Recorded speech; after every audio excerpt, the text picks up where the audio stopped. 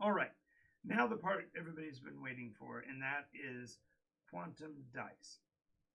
And it's talking about relativistic resolution.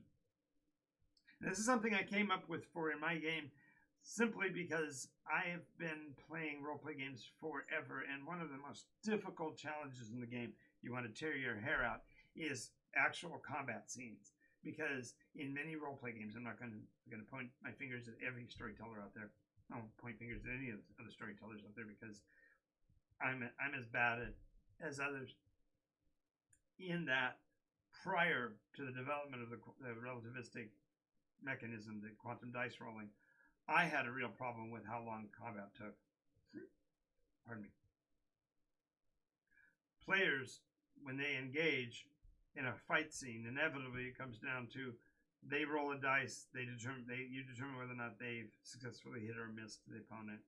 They resolve whatever damage they're going to deal. Then, after all the players have done that, or at some point during that, the monsters or the creatures or the opponents or whatever get their chance.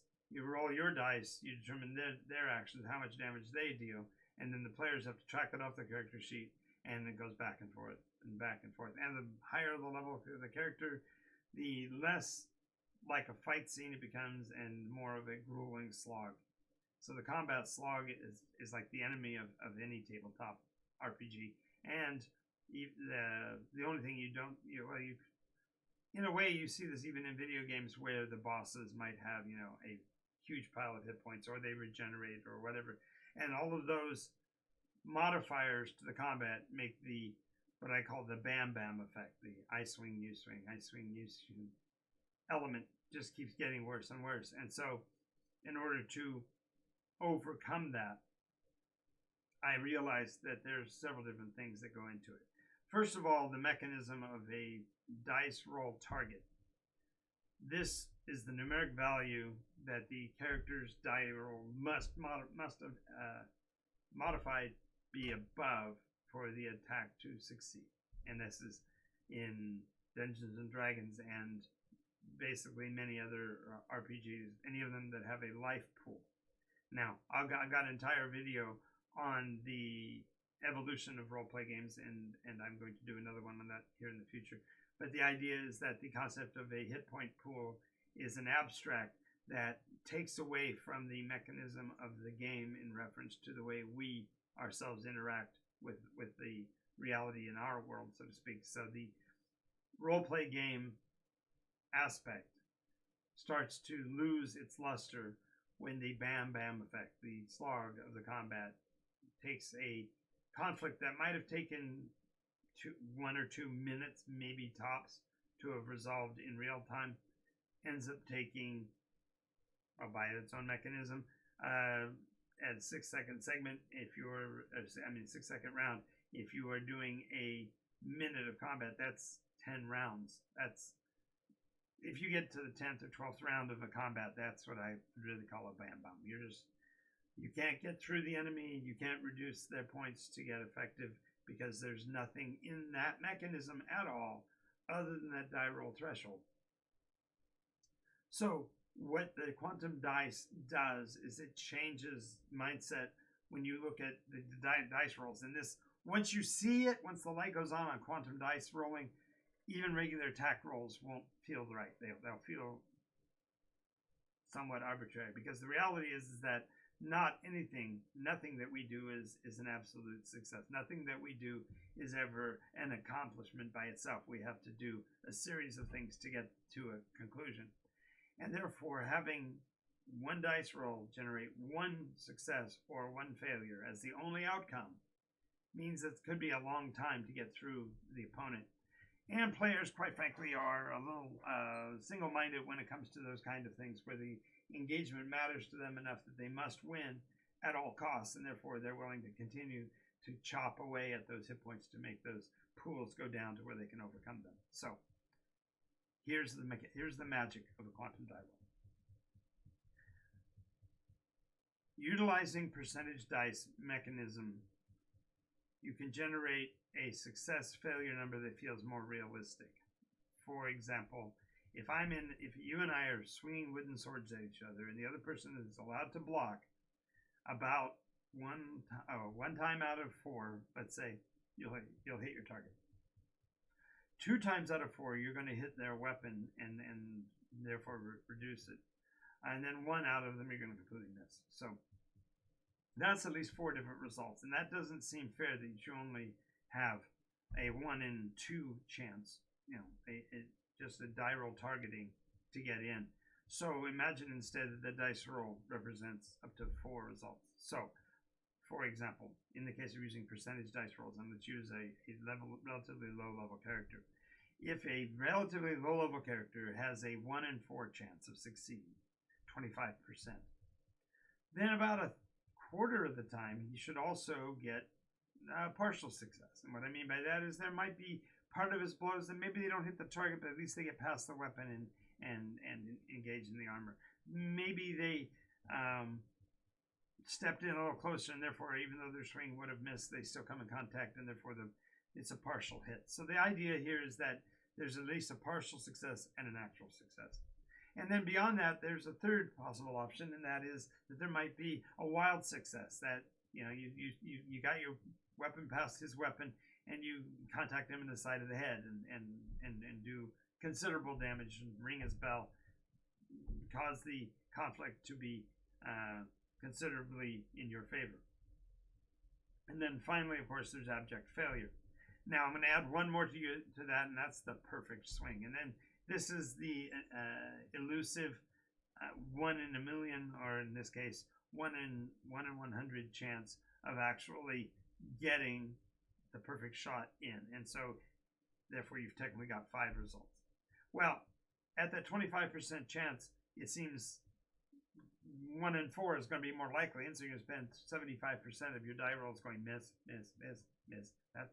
That's ultimately unsatisfactory. So, what the quantum dice mechanism says is, let's take that die roll and let's look at it in terms of a double up and something called a double down, or basically half value. If you double up on the success, so you go roll higher than what you needed, so it would be normally a miss, but now you consider the weapon might have followed through, you might have actually gotten them off balance or whatever, that becomes a partial success for any value between the die roll target and doubling that. So, for example, with a 25% chance of success, you have a 50%. So up to 50, 49, 48, those are all partial successes. Conversely, if you roll below the 25, you clearly hit, but how do you know that you didn't do even better than that? And so therefore, if you look at the value from a half standpoint, 25% doesn't come down really well. 25% comes down to 12 and a half. There's not a half marker on the dice, so it'd be a 13 or higher. So 13 to 25, you would get a wild success. That's, you got in there and you actually made some progress against your target. Finally, below that, there's a chance, however small, of a perfect swing, and that would be literally to hit the 0-1, because that means 1 out of 25, 1 out of 100 overall, you actually landed the blow precisely where you aimed for and do damage to your target. So that, when you were rolling the dice, therefore, each die roll gives you up to 5 responses. That mechanism by itself now changes the entire field, because if everybody has a chance to do partial damage, has a chance to perhaps get through when the opponent doesn't, these are all ways of getting a success out of what would have been otherwise a failure, and this therefore elevates the dynamics of the session, of the action of that swing, if you will. Now, I know there's people that are going to be mentioning in the chat, they're going to probably PM me directly and say, what the hell are you talking about? Pardon my French. What are you talking about? Because there are situations, pardon me, there are situations when you simply cannot hit the target, and the idea of giving extra partial attacks seems unfair. And no, Jonathan, it's not per swing. We all know that it's a 6-second segment of the combat, and I can swing a sword a lot more times in 6 seconds than just that once. And yes, I agree with that. The concept, therefore, is that the percentage bracket is showing how many openings within a turn you get that chance. So 25% chance, you'll land some damage. Above 25% chance, by most mechanisms, sorry, 25 was the target, you don't get it. So in D&D, the equivalent would be, I need to roll to hit, but I need a 15 or better to hit, because 15 or better means that 16, 17, 18, 19, or 20, that's 5 out of 20, which is 1 out of 4, so it's a 25% success rate. And that's all it gives. It's the only way in the Dungeons & Dragons game you can hit is if you hit above your target. Now, if you've got modifiers, that changes what the target is. I get that. So if it was a 15, but you've got a magic weapon or whatever, that opens the window larger, and therefore your chance of making damage increases more than the 25. But that wasn't what I was saying as a point. I'm saying specifically, you've already done all your mods and you have a 25% chance to hit.